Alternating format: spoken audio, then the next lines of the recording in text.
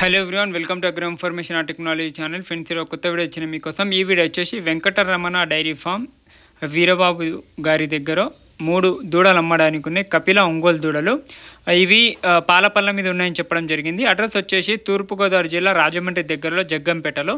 ఇక్కడ 3 కూడా ఒకటేమో 1 ఇయర్, ఒకటి 1.5 ఇయర్, ఒకటి 2 నుంచి 2.5 ఇయర్ మధ్యలో ఉంటుందని చెప్పడం జరిగింది. ఇవి కపిల ఒంగోలు చాలా తక్కువ ఉంటాయి, రేర్గా ఉంటాయి. ప్రైస్ అయితే స్క్రీన్ నెంబర్ కాంటాక్ట్ చేసి తెలుసుకోండి.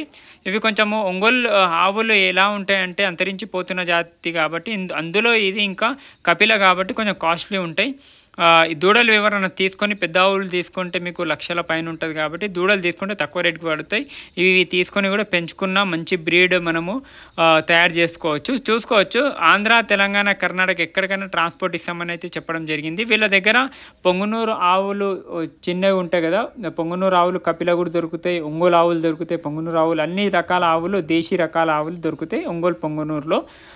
ఒకసారి ప్రైజెస్ విషయం వచ్చేసి వాళ్ళు స్క్రీన్ నెంబర్కి కాంటాక్ట్ చేస్తే మేము ఇస్తాము, పెంచుకునే వాళ్ళకి ఇస్తామని కూడా చెప్తున్నారు.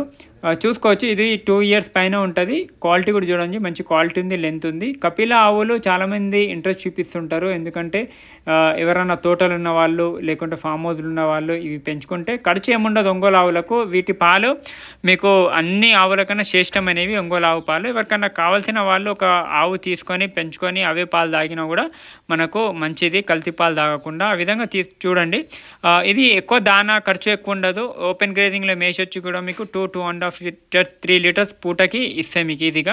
ఆ విధంగా ఉంది. మన డౌట్స్ ఉన్నా కూడా ఇంకా చాలా ఆవులు ఉంటాయి వాళ్ళ దగ్గర, తెల్ల ఆవులు కూడా ఉంటాయి. డైరెక్ట్ కాంటాక్ట్ చేసి తీసుకోవచ్చు.